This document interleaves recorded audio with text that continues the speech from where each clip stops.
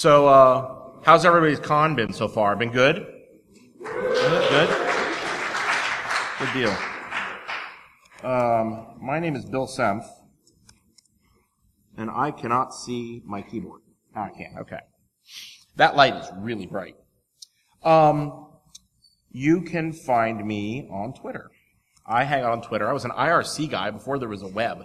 I'm old, like older than snot. Anybody here know Gopher script? Like the language? You do not. You've never seen Gopher in your life, you liar. Yeah, you maybe. I had an email address in the 80s.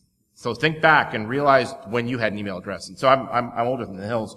But I really like Twitter, even though apparently they're going to get bought by somebody and probably go to hell. It's a global conversation, very much like IRC, but a much low barrier to entry. So you can chat with people, and people who are searching for keywords can jump in on the conversation and do things, and I think that's really awesome. So even though Twitter's got a lot of problems and there's a lot of hate on there, it's true, and there's a bunch of stupid celebrities doing their thing. Really, I mean, I have a tremendous collection of people, both on the security and the development side that I follow. So feel free, if you use Twitter, to hook up. If you hate Twitter, reconsider, and from there. So, a little bit about myself. I'm a programmer. I have been, since the, late 80s. I'm primarily a Microsoft programmer. I was early on a Unix guy, and moved to Microsoft with Windows 95 and the Active Server Pages stack, and then went on to ASPX and .NET. I've written several books about it. You can find me if you choose to look on Wiley Rocks originally, the red and black books with the yellow lettering, and then when Wiley bought Rocks, I moved over to them. And I've been developing in that middle business space for a long time, like department level intranet sort of line of business application stuff for a long time. But what happened is I ended up becoming the security guy on the dev team for some reason. I always ended up being the guy who was in charge of in interactivity, performance, and security on the dev team. Probably because that's where the really hard problems are, and everybody hated it because you could grind on it for weeks and not get anywhere and maybe just have to give up. And I've never minded that for some weird reason. So I always ended up being that guy. Eventually, well, it wasn't eventually. So I spent some time writing Windows 8 apps in JavaScript, which was probably the worst decision of my life.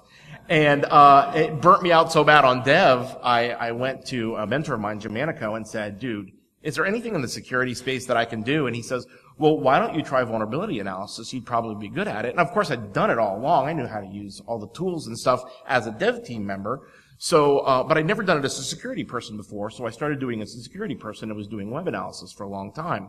And as a dev, I actually turned out to be pretty good at it because I know where all the mistakes are because I made them all like in the last week or so. So I know where the problems are going to be, and so I can go find them quite easily. Well, in the last 18 months, actually about 2 years ago, I guess, a company that I was doing business with asked me if I could do an analysis on an Android app. And I was like, I guess. I mean, I diddled around with Android. I know Java. And I know how the Android stack works. And I was like, well, how different is it really than like testing a Flash app? It's basically a rich client application with services in the back end, right? That's really all it is. So I said, sure, why not? So I did a ton of research and, got a pretty good tool set together and wrote a pretty decent report. And the word got around and the stuff started piling in.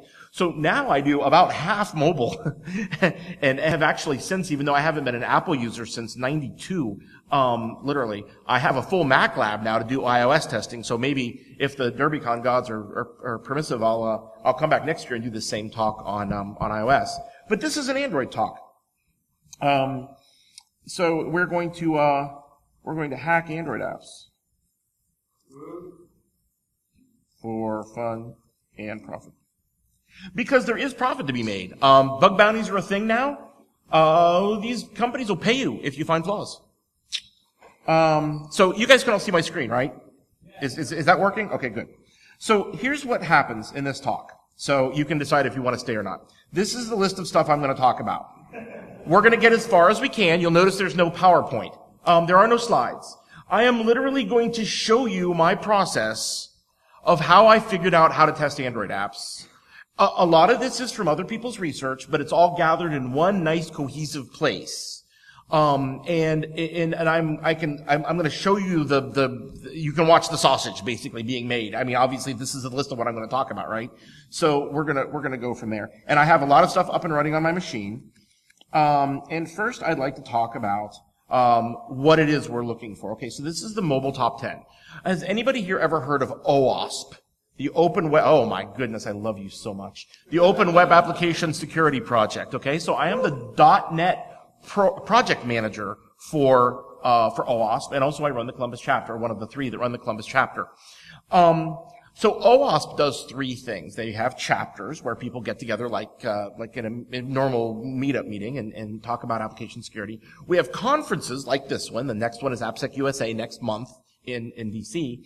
And then we also have projects. And the projects, some of them are code projects, like Z Attack Proxy, which some of you may have used, or Dependency Check, which some of you may have used. Some of them are documentation projects. The documentation projects sometimes are very rich, and sometimes are very thin, very simple. They're almost marketing tools. The OWASP Top 10 is probably the most famous of those. It is the top 10 vulnerabilities discovered over the past 3 years in web applications. And it is one of the most cited documents in all of application security. In fact, it's almost too much cited, where people will call me and ask, can you give us OWASP Top 10 training? To which I'll say, no, but I will give you application security training. And we might cover the things that are in the top 10, but the top 10 is not an application security program. So now you'll know this. That said, the mobile top 10 brings us the same thing that the main web top 10 does. It describes something for people who do not have the technical skills in an arena to really know where the problems might lie. Probably most of the people in this crowd know what can go wrong in a web application, or at least have a good idea, even if you're not an application security specialist. But mobile is different. A lot of it is black magic. So this goes back to where, like, the web was 10 years ago, or 15 years ago when they started the top 10, 10 years ago, I guess, 13 years ago. And they said, nobody really knows where the flaws are. We need something simple. Well, that's where we are with mobile today. No one knows where the flaws are. We need something simple. So they wrote a top 10 list, and it's really pretty good. This does cover a lot of the stuff that you see. So I'll walk through it very quickly. The number one, very interestingly, has nothing to do with the mobile application at all. It is weak server-side controls. So for those of you who don't know, an application that's loaded on an Android phone has very little business logic in it. It is calling back to services at some server that's hosted just like a web page. And it speaks back and forth using JSON or XML sometimes, which is a data configuration format. Those services are just web pages that return data instead of HTML.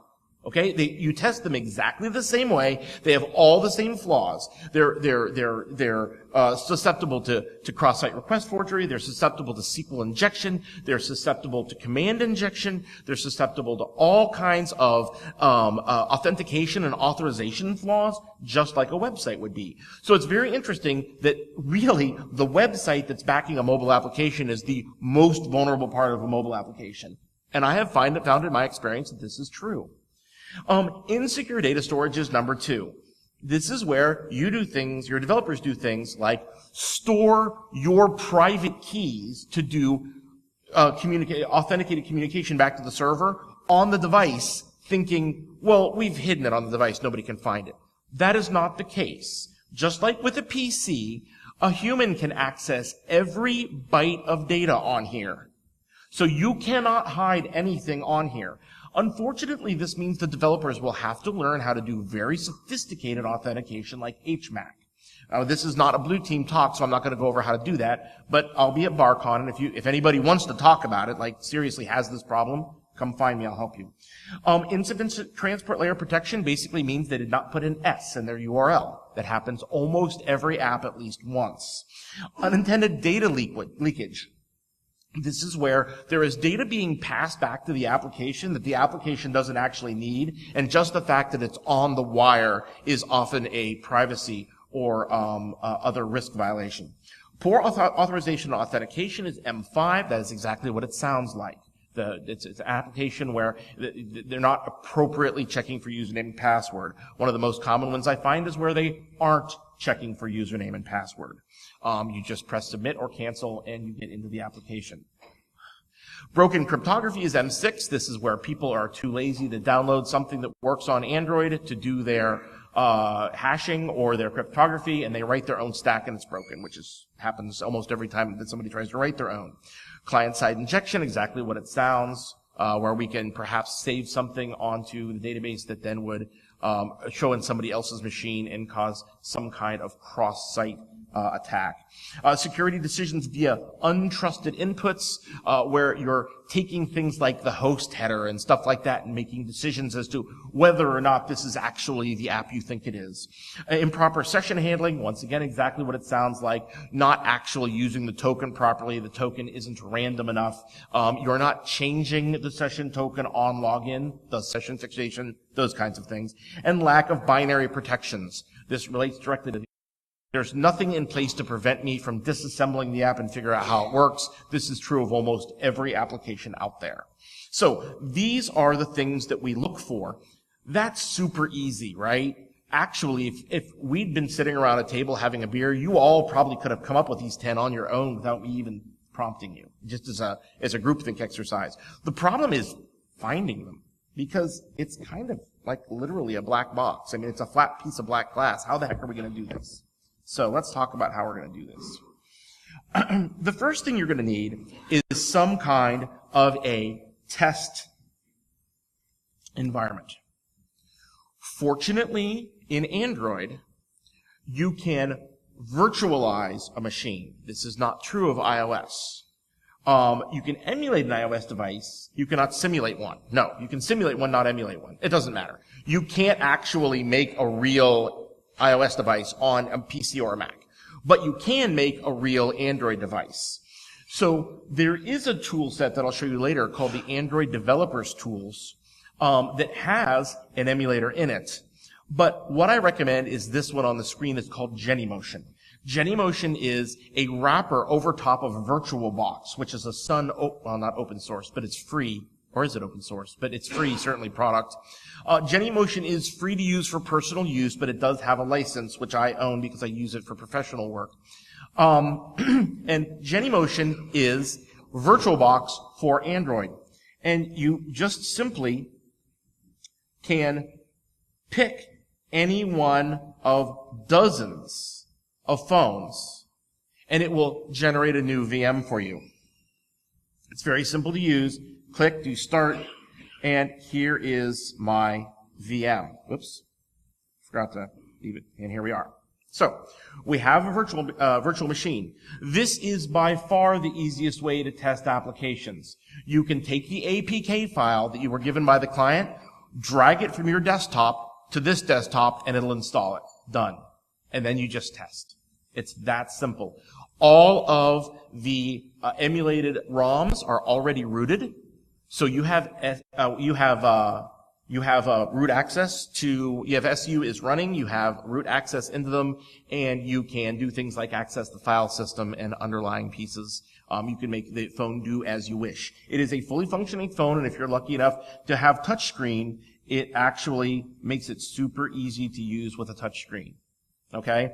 In my main workstation at home, I have a Windows 10, Dell XPS tower with 3 monitors. The center one's a TV screen, actually. The left-hand side, I'm left-handed, is actually a 28-inch touchscreen monitor that I can then have it running like this big and touch, and it's very easy to use. It makes testing very simple. You don't have to hook over something. It's much better. So this is definitely the way to do it. But this isn't enough. We can run our application that we're going to test, right? But we can't do anything. And what do you do, right? It's not really going to do anything. So let's go back and check our thing. Yes. Oh, if you're running in Windows. Oh, I should talk about Windows. If you're running in Windows, remember you will need to turn off Hyper-V to make VirtualBox work. Anybody who is taking notes, write that down. It is Hyper-V will break VirtualBox, and it's extremely difficult to Google the error message. So that's a definite gotcha. But let me talk about Windows. Probably most of the people in this room either have a diminished outlook on Windows or are frankly dismissive of it as an operating system because of its past failures. And I understand that very well. I truly do. That said, the Android development and modding scene is almost entirely consisting of 14-year-old boys. And they're all running their mom's Windows 7 laptop that she replaced this year with something new, or an iPad or something. And all of the tools that are written to do this, with almost no exceptions, run either only on Windows or better on Windows than anywhere else. And you can ask my wife, quite literally have a laptop in each platform that I use every single day. And I tried to write this talk on my Linux box because I thought it would by far be the best. And nothing worked.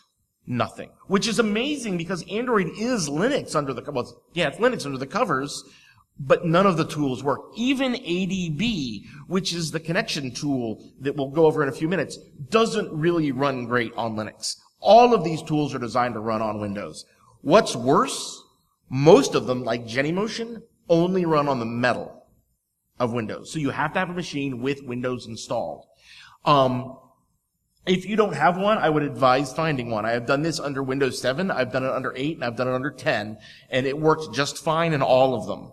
Of course, all the standard protections apply. Make sure your laptop is locked down. I mean, just because you're using it for testing doesn't mean you shouldn't take basic precautions, and Windows is like a wire sieve, I will admit. So you've got to do all the normal stuff. But if you're going to do this, having a Windows machine is highly recommended, in my opinion. So, there's that. So, now we have our phone, our virtual phone. The first thing we need to do is M1, right? We need to watch the traffic between the phone and the server.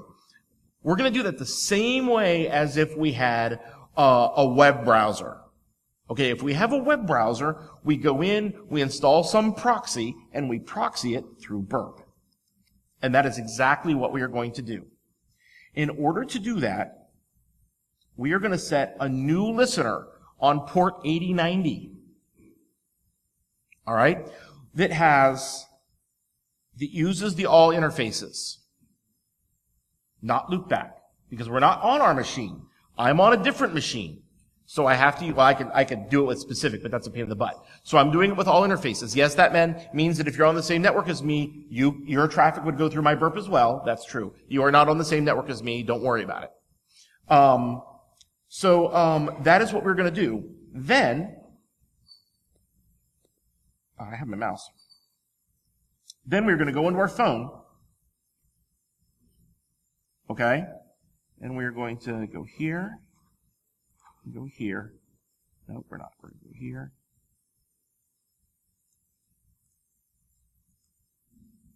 And we're going to modify network. And we're going to add the proxy just like we would if we were using a web browser. That's all this is. Now, 2 caveats to this. 1, not all traffic goes through port 80 and 443. Some apps do write their own binary channels to call home. Then you get freaky. Then we got to get Wireshark out and do some nasty stuff. I'm not going to demonstrate that because, frankly, much of that is above my level of skill. I'm working on it, but I have not gotten there yet. 2, Burp will not always show you the traffic, even if it's over 80 and 443. Okay? So you sometimes will have to fiddle with Burp. So what you end up doing is you'll notice on both the target tab and proxy tab of Burp, there is a filter bar. How many people here have used Burp in the past? Okay, that's a vast majority of you. Those of you who haven't, I'm sorry. So Burp is those of you who don't know, Burp is an attack proxy. It sits between some client and some server and records traffic on ports 80 and 443. And then it provides a load of tools to allow you to do nasty things to that traffic. Record the traffic and replay it with your own values and things like that. So if you look at this filter, if you are not seeing your traffic, come down and click the Show All button. Because sometimes burp gets confused when it sees data traffic, and it thinks it's binary or it thinks it's something else. Not always, but sometimes. So give that a try. If that doesn't work, fire up Wireshark, because it's probably communicating on a non-HTTP port, which is not great for you. But we're not going to worry about that right now. So once we have this configured, and we have it configured over here, we now can proceed to exercise an application and watch its traffic. All right. So we go here and we refresh Hacker News, and absolutely nothing happens. There, see? And here's the request, and here's the response from Hacker News. And now we can start to attack these requests just like we would with any other web application. But you'll notice it's coming back in JSON, right? So I would recommend, I don't have them installed, I didn't think about this till right now, but the pretty print options for burp, you can install burp plugins to do pretty print with JSON. I would recommend that so that the JSON's easier to read. If you're dealing with an XML, a SOAP app, you know, one for XML, so that you're not just looking at a block of text, those things will make it significantly easier. How are we doing here? Ooh, wow, hang on. Oh yes. You do have to install the burp certificate. When I last gave this talk, I gave an extended demonstration of that. I no longer need to because I pinged David, the guy who does burp, and he put a page up on the burp website on how to do it, and it's super duper easy, and there's a video. So if you don't already have burp certificate on your test device, install it. It's on the burp website. Okay. So sometimes, even if it's on port 80, burp gets confused. So there's other tools you can try. Z-Attack Proxy is an OWASP product. It's one of our projects, and it's a Java app just like burp, and it's an attack proxy just like burp. The only difference is it's 100% open source and free like beer. So you can download it. You can, apply. Oh, yeah. Sorry about that. I've got burp running, of course. But it's exactly the same tool as burp. It just things are in a different place. And sometimes it picks up on traffic, burp doesn't. So you might want to give that a try. Worst case, Fiddler. Fiddler is a developer tool. Okay? It is a debugging proxy that's designed to fix problems, whereas burp and zap are designed to cause problems. But Fiddler is exceptionally good at finding traffic. So if you proxy through to it, you might see things you wouldn't have normally seen. So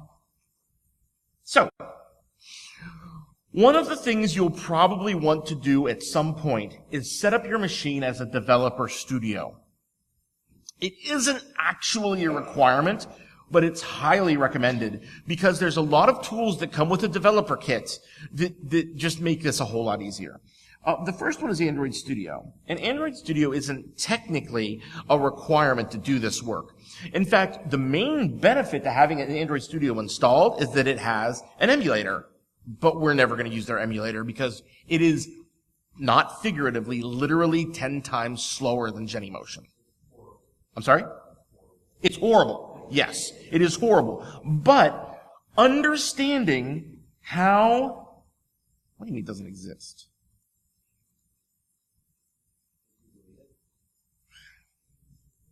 Well, fine.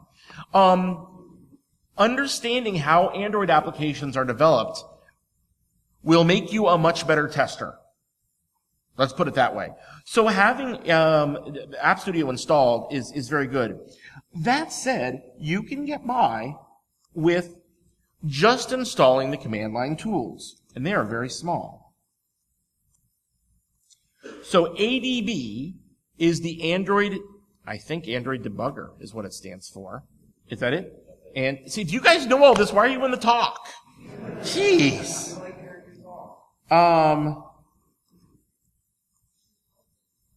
My dulcet tone. Oh, jeez.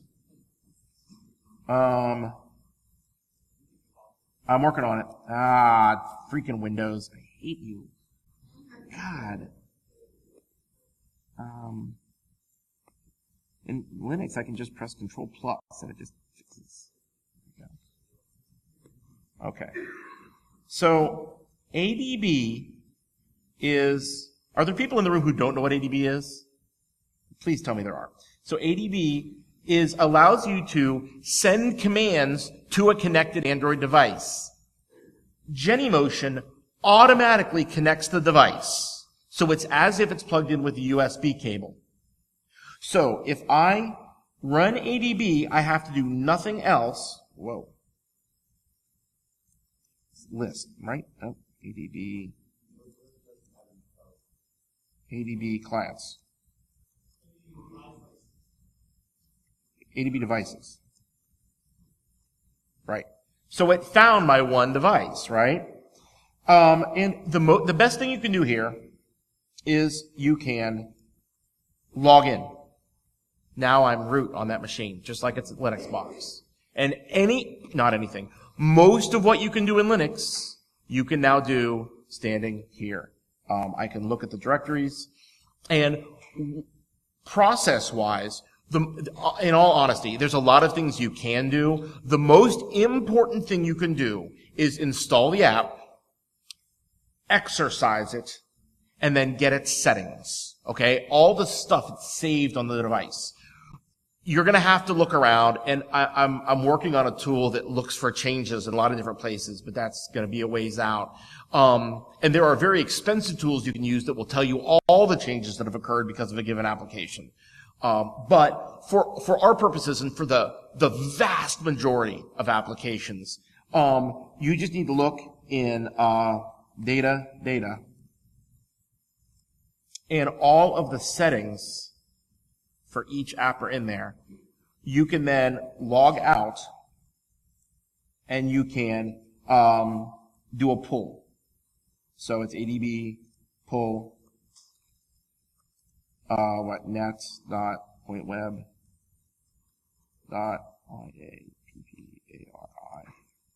Oh no, I'm sorry. Of course, you've got to tell it the directory.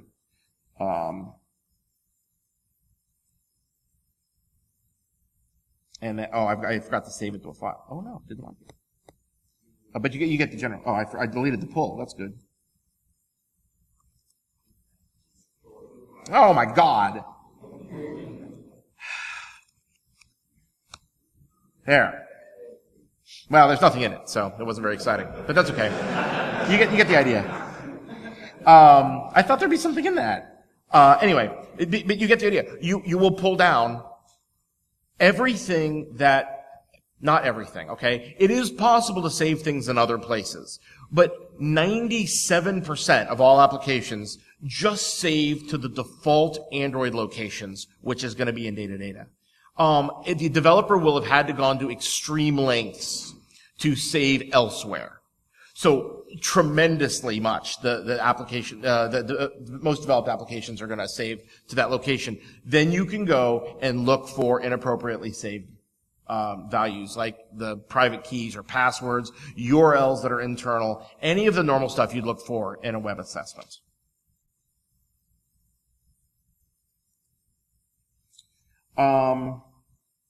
Just Linux box, you probably know where things are better than me. You can download. So getting the APK.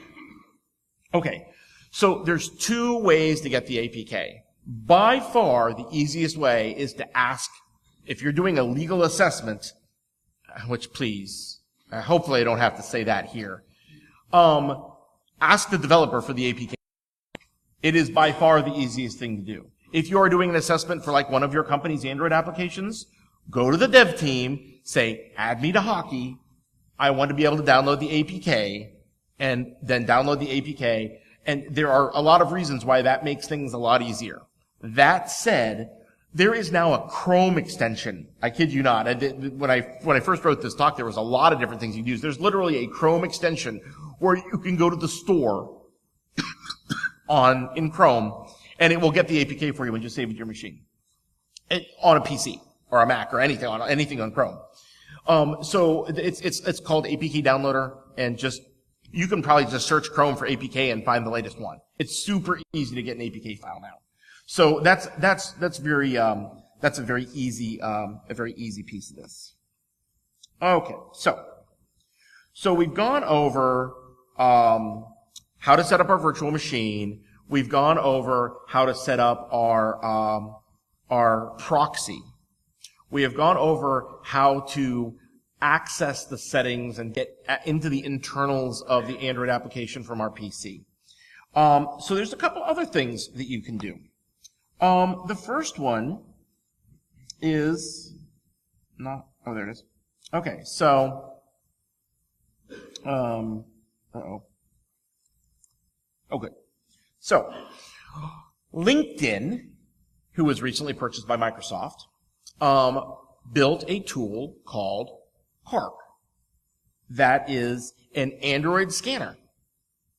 And it's actually kind of cool. It is on GitHub, and I recommend you download it and run it against your APK file. It's super easy to use.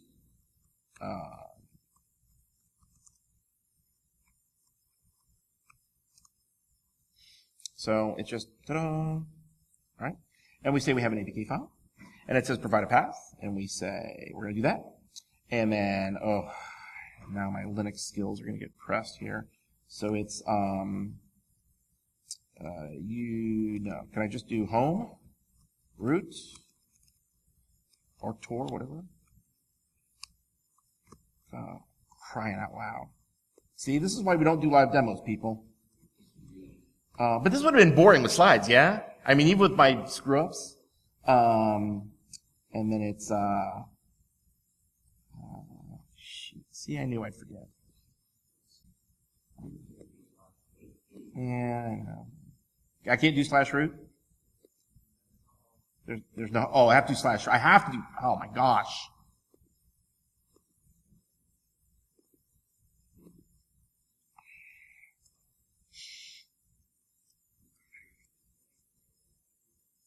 It's, exploit APKs, I was right. Jeez, after all that.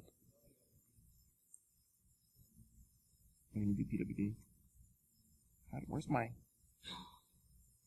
now I've worked everything up.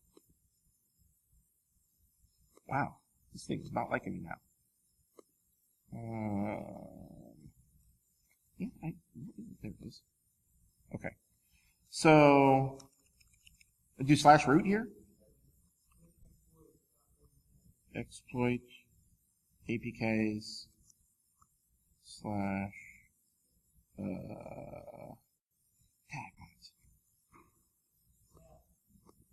will it let me? No, it won't let me from here.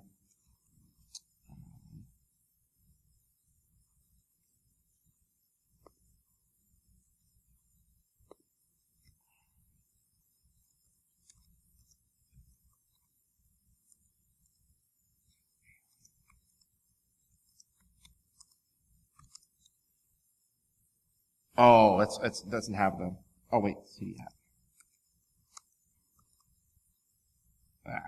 All right. I thought that was going to be in there. I should have tested that before.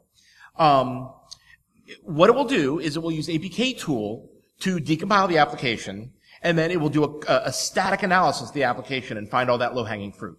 So if they have all the stuff that you, presuming you're not an Android developer, probably don't even know exists, like unprotected activities. So an Android application can leave an activity open so other applications can open it. And that is very dangerous because you can then build a vulnerable or a malicious application that will spin up your application and do nasty things with it. It will also find like buttons that don't have tap-through protection on them.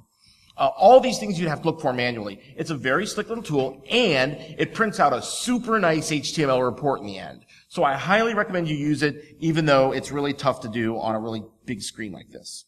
But it's Python. It probably would run in Windows. I just don't usually run Python apps in Windows, so I have it running on my Kali instance.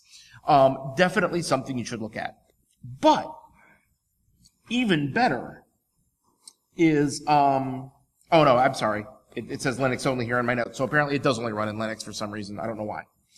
So that's one of the few, right? That is run on Linux. So we can also use a wonderful modders tool called Virtuous 10. This is another app that's so good I paid for it.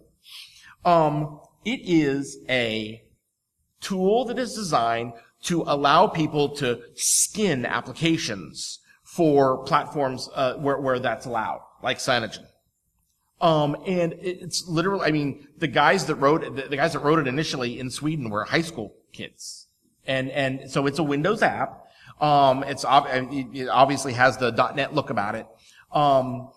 But it is extraordinarily powerful. It will allow us to go in and modify the Smalley code, which is like the runtime, pieces of this, modify and then recompile the app and reinstall it. So if you have an application where potentially a user could do horizontal privilege escalation by modifying the application to use somebody else's data, this is the tool that the attacker would use to do it. And what's more, this is the tool you can use to find flaws in the underlying Smalley code. And there are a lot of guides out there to help you do that, not least of which being the OWASP Android pen testing cheat sheet, which is out there somewhere. I should have pulled that up there too, but it's super easy to find. You can just search for it, and I'm sure if you just search for OWASP Android, it'll be one of the top couple of results. So we can go in and look at this Smalley code. This is .NET applications compile down to IL first before they go into DLLs, and then you can use ILDASM to look at the IL code. That's what Smalley is. Okay? It is interpreted language code.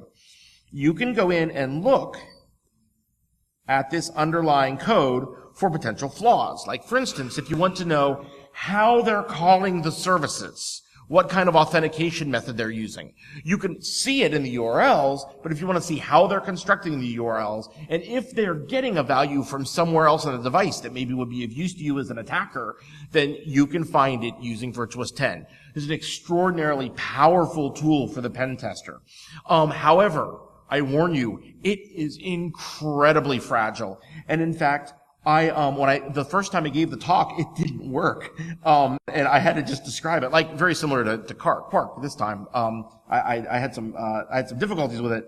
And so I had to just describe it. I'm very glad that I got it worked out. I literally got a Java update the night before, and it completely broke the application, even though it's written in .NET, because the Android apps are Java.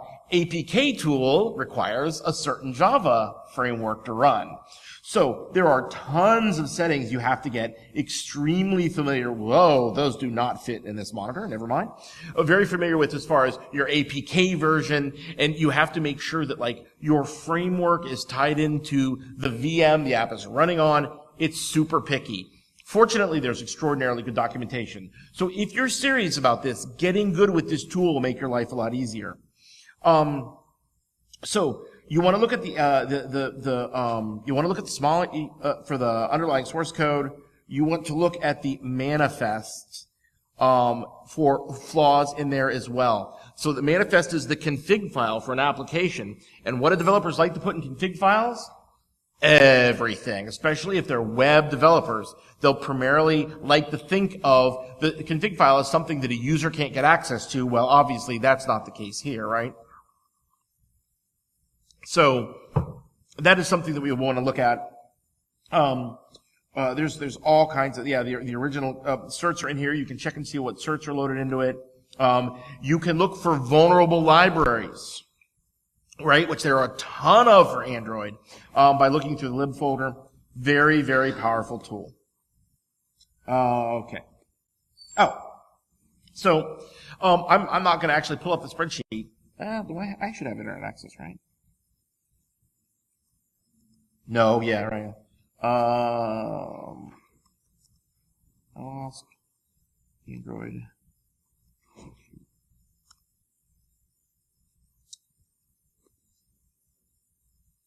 So, literally, this is it, folks. Here's your test plan. It's right there on the OWASP webpage. Frankly, like all your other test plans, if you take a minute to look. Okay? The test guide is out there. ASVS is out there. The cheat sheets are out there. Don't tell me you don't know how to test for things. Once you have the tool set, which is what I'm giving you here, the test plan is right there. Copy this stuff over to a spreadsheet, make a duplicate of it for your test, Check each one. If you don't know how to do it, look it up. If you still don't know how to do it, send me a tweet. I'll help you. So there's your test plan. It's as simple as that. There are a lot of other guidelines out there for test plans, but a ton of it is just, use your head. Use your head, think through what it is you're looking for, and go and look for it. So that's basically my core process. But sometimes you have to run on the metal. So when you do that, you end up setting up a device level test environment. And that is what I have here. This is my test physical phone. Where is this useful? This is useful if you are doing anything device specific with the application. So if you're using the app uses the camera, though admittedly Genymotion does that pretty well. The app uses Bluetooth, the app uses GPS, anything of that nature, but I'm not done. Gosh, hecking darn it. Then you'd be able to go and do things. Now we're going to try this and see how this works. Yeah, I know that's fine. Now see, I'm making people leave. You scared them all off. All right. So this is a 1+1. Okay, it's a mobile phone manufacturer out of China that makes $700 phones for $300. And the 1+1 has a benefit of being one of the only 7 devices that will run Kali NetHunter. So Kali NetHunter is a pen test suite for Android. Now, it is not actually for testing Android apps. It's for doing regular pen testing. There are network tools on here and all kinds of little stuff. Wi-Fi tests and oops, that's a client. I shouldn't have that on there. Just ignore that piece, okay? There is come on, boot. All right, fine. All kinds of great tools to help you test a wireless network using a mobile device. Super awesome. But it also has the benefit of being well hardened and rooted, and it will work really well for application testing as well as for your regular pen testing needs. So I strongly recommend you track down one of the phones that NetHunter runs on and use that for your regular testing, regular application testing situation. Yeah, there's NetHunter. Yeah, so here's NetHunter. There's all kinds of cool tools in here. You can see VNC Manager, Mac Changer, Duck Hunter is on here, Nmap, all these various intelligence. These are all pen test tools. But we can also do exactly the same thing we did before, right? Where we go in and add in that proxy so that we can watch the traffic from here through Burp Suite. So there's only AirDroid pushes to this device. That's the only thing I've done with it. I mean, I could go run Chrome or something, but you guys know it's connected. So once again, separate device running through Burp works great. Let's see what else I was supposed to say about this. So yeah, if you don't know how to root root an Android phone, look it up. It's easy. Other than that, this works exactly like using the VM. It's exactly the same detail. So that's about it. Good. There's one thing I want to talk about. So I'm working on a tool.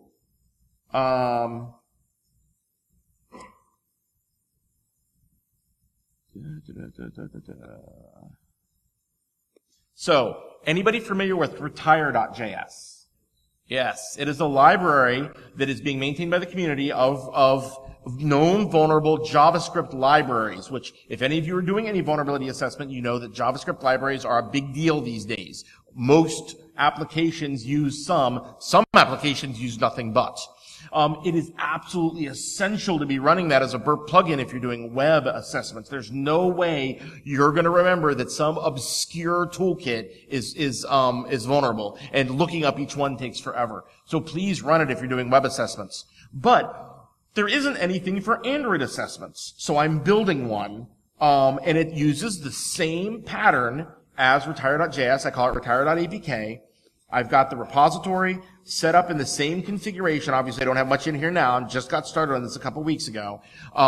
So if anyone is interested in it does this, so this isn't for everyone necessarily. If you're involved in the Android security scene and you know the vulnerable libraries and you would like to participate, or if you want to get into it, then this is a great way to kick in.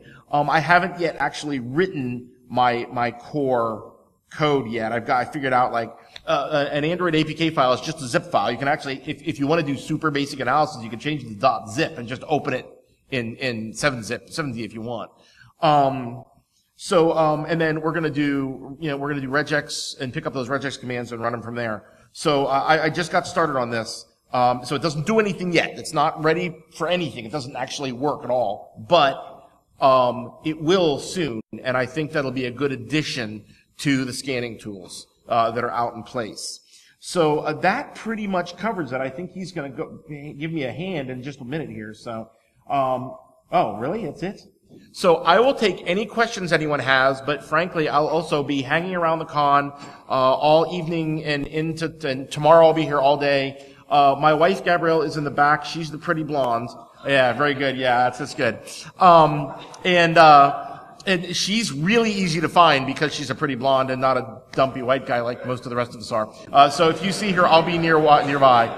But I'll take any questions you've got right now too. Go. Strategies for testing of apps that for access and denying, actually working. Sure. So the question is strategies for apps that won't install on a rooted device.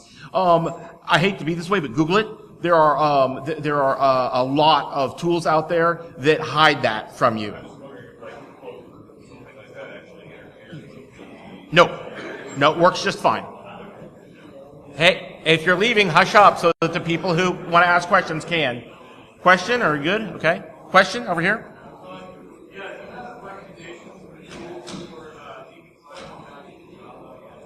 Decompiling all the way back to Java? Virtuous 10 will do that. There's the standard Java, hell is it? The standard tool will roll it back. I just don't have it configured because I don't care. But yeah, it's built right into the APK tool. So APK tool is the underlying technology for all of this, right? For all that decompiling. And it's actively maintained on GitHub, and you can go there and find things for it. And there are settings for APK tool that'll roll it all the way back to the Java if you want. And Virtuous 10 will handle those settings. Yes.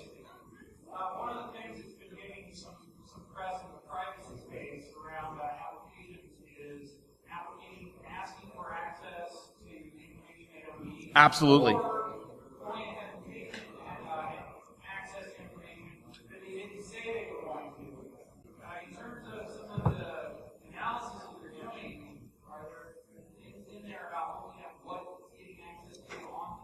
Absolutely.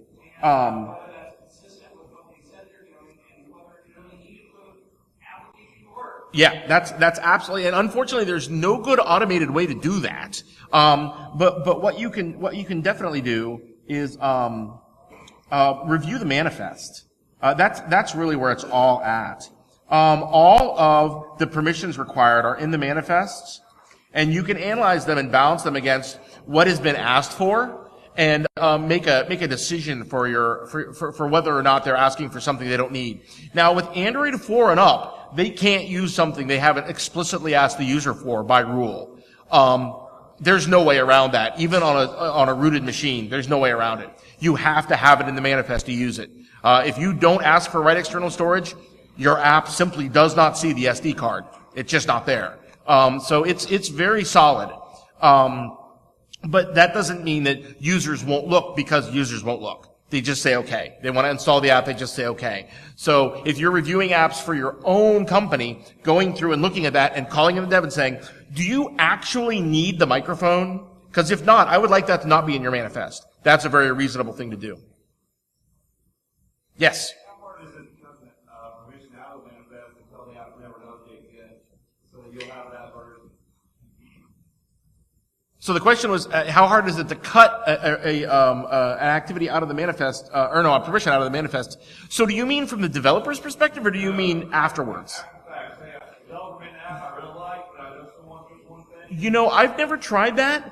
It should technically be possible using Virtuous 10. I'll have to try it, and if you use Twitter, find me on Twitter or find me any one of the 100. I'm super easy to find, and remind me, and I'll try it and let you know. Probably a bit long to do that. Oh, okay, I'm done. I'll be at BarCon.